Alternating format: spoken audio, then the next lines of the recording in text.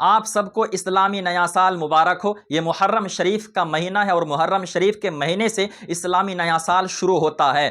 قربانی سے اسلامی نیا سال شروع ہوتا ہے اور قربانی پر ہی ختم ہوتا ہے۔ یہ محرم شریف کا مہینہ بڑا خوبصورت مہینہ ہے اور اس مہینے میں حضرت امام حسین رضی اللہ تعالی عنہ اور دیگر شہدائے کربلا نے اپنی جانیں قربان کی ہیں دین کے خاطر۔ تو ہمیں چاہیے کہ ان شہدائے کربلا کے نام سے اپنے اپنے گھروں پر قرآن خوانی کا اہتمام کریں، روزہ رکھیں، بچوں پر روزی میں فراخی کریں، دسترخوان کو کشادہ کریں اور صدقہ خیرات دیا کریں۔ یہ سارے کام کرنے سے اللہ تبارک و تعالی سال بھر تک ثواب عطا فرماتا ہے۔ سبحان اللہ۔ اب آئیے، حضرت امام حسین کا یہ مہینہ ہے تو حضرت امام حسین کی یاد تازہ کرنے کے لیے میں آپ کو حضرت امام حسن اور حضرت امام حسین رضی اللہ تعالی عنہم کے بچپن کا ایک واقعہ بتاتا ہوں۔ بڑا خوبصورت واقعہ ہے، بڑا انوکھا واقعہ ہے۔ آپ سنیں گے تو انشاءاللہ مچل جائیں گے دل اور دماغ اور آپ کا ایمان تازہ ہو جائے گا۔ آئیے میں آپ کو واقعہ بتا رہا ہوں۔ حضرت امام حسن اور حضرت امام حسین دونوں بیمار پڑ گئے۔ حضرت فاطمہ الزہرا رضی اللہ تعالی عنہا رب کی بارگاہ میں فریاد کرتی ہیں، پروردگار اگر یہ دونوں بچے شفا پا گئے تو میں 3 روزے رکھوں گی۔ حضرت فاطمہ کی منت دیکھیں اور آج کل کی ماں اور بہنیں کی منت دیکھیں۔ تازیہ کے پاس جا کر دعا مانگتی ہیں، تازیہ کے پاس جا کر ناریل چڑھائیں گی، تازیہ کے پاس جا کر چاندی کے کڑے چڑھاتے ہیں، اگر یہ کام ہو گیا تو چاندی کے کڑے چڑھا دوں گی، یہ کام ہو گیا ناریل چڑھا دوں گی، تازیہ کے پاس جا کر فاتحہ لگواؤں گی۔ یہ ضروری نہیں ہے، یہ کام جائز نہیں ہے جو آپ کر رہے ہیں۔ یہ ایسی منت آپ کیوں مانگ رہی ہو؟ حضرت فاطمہ الزہرا کی منت دیکھو، حضرت فاطمہ کی زندگی کو پڑھو۔ حضرت فاطمہ الزہرا رضی اللہ تعالی عنہا کیسی کیسی منتیں مانگ رہی ہیں، اور آج کل کی ہماری ماں اور بہنیں ایسی منت مانگتی ہیں جس پہ محنت کرنی نہ پڑے، یعنی کہ تعزیہ پر ناریل چڑھا دیں گے کوئی محنت نہیں ہے، چاندی کے کڑے لا کر چڑھا دیں گے کوئی محنت نہیں ہے، ان ساری چیزوں میں محنت تو ہوتی نہیں ہے۔ یہ منت کیوں نہیں مانگتی ہو؟ میرا شوہر اگر کامیاب ہو گیا تو میں 3 روزے رکھوں گی، میرے شوہر کے روزی میں برکت ہو گئی تو میں قرآن خوانی کراؤں گی، میں شہدائے کربلا کے نام سے ایک ختم قرآن شریف پڑھ کر بخش دوں گی۔ یہ سب منت کیوں نہیں مانگتی ہو؟ پڑھنا پڑتا اس لیے، محنت ہوتی ہے اس لیے۔ میری پیاری ماں اور بہنوں سے گزارش کروں گا اور ان بھائیوں سے بھی گزارش کروں گا جو غلط رسم و رواج کو فالو کرتے ہیں ان سے باز آ جائیں، شریعت نے جو جائز قرار دی ہے ان کو فالو کرنے کی کوشش کریں۔ اب آئیے، حضرت فاطمہ نے جو منت مانگی تو حضرت حسنین کریمین دونوں صحت یاب ہو جاتے ہیں، دونوں شفا پا گئے۔ حضرت فاطمہ الزہرا رضی اللہ تعالی عنہا روزہ رکھ رہی ہیں، حضرت حسنین کریمین بھی روزہ رکھ رہے ہیں اور حضرت علی بھی روزے سے ہیں۔ جب افطاری کا وقت ہوتا ہے ایک فقیر آ گیا۔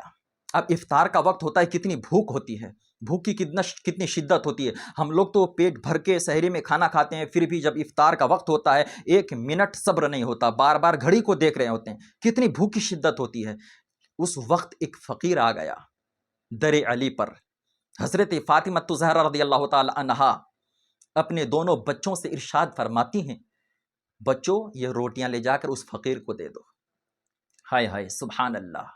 اے علی، آپ کا ایک ایسا گھرانہ ہے، خود نہیں کھاتے ہیں، دوسروں کو کھلا رہے ہیں۔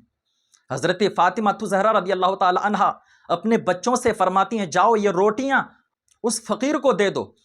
حضرت حسنین کریمین ان روٹیوں کو اٹھا کر اس فقیر کو دے دیتے ہیں۔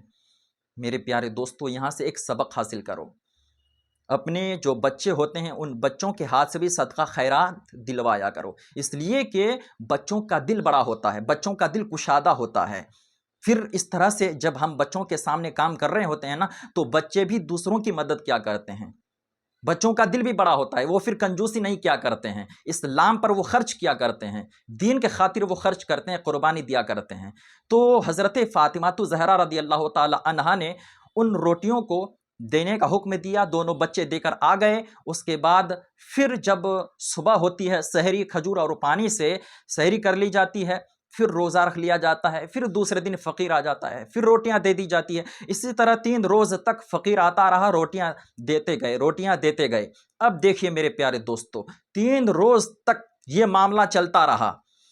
صبر کا پیمانہ دیکھیں، صبر کا عالم دیکھیں، اتنا صبر ہے، 3 دن سے روزے سے ہیں، فقیر آتا ہے تو منع نہیں ہوتا ہے، منع نہیں کرتے ہیں، روٹیاں دے دیتے ہیں، خود نہیں کھاتے ہیں، دوسروں کو کھلا رہے ہیں۔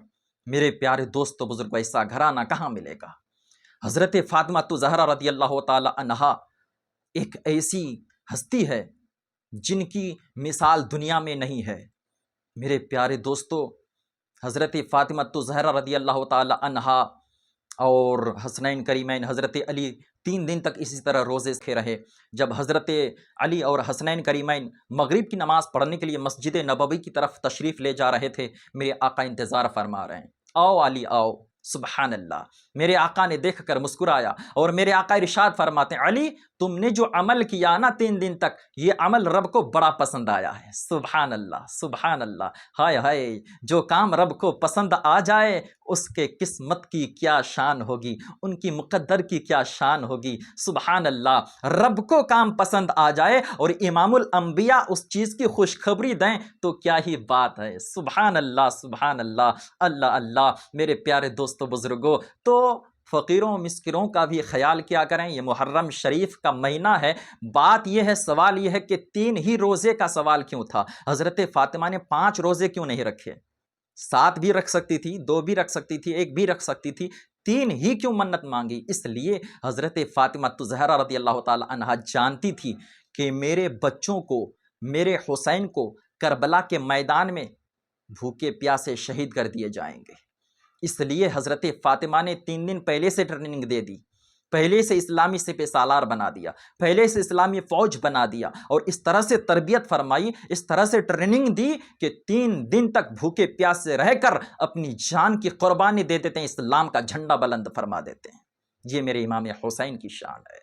جب گھر سے تربیت اچھی ہوتی ہے تو بچے بھی اچھے ہوتے ہیں، بچے بھی مضبوط ہوتے ہیں، بچے بھی اسٹرانگ ہوا کرتے ہیں۔ تو بچوں کی تربیت صحیح سے کریں، بچوں کو اچھی ٹریننگ دیا کریں، بچوں کو صحیح سے گائیڈ کیا کریں۔ جب بچوں کو گھر سے ہم صحیح سے گائیڈ کریں گے، بچوں کو اچھی طرح سے ٹریننگ دیا کریں گے تو بچہ سپہ سالار بنے گا، تو ہمارا بچہ ایک ہمت دار، ایک حوصلہ والا بچہ پیدا ہوگا، اور وہ آگے چل کر جنگ فتح کرنے والا ہوگا، کامیابی کا جھنڈا لہرائے گا۔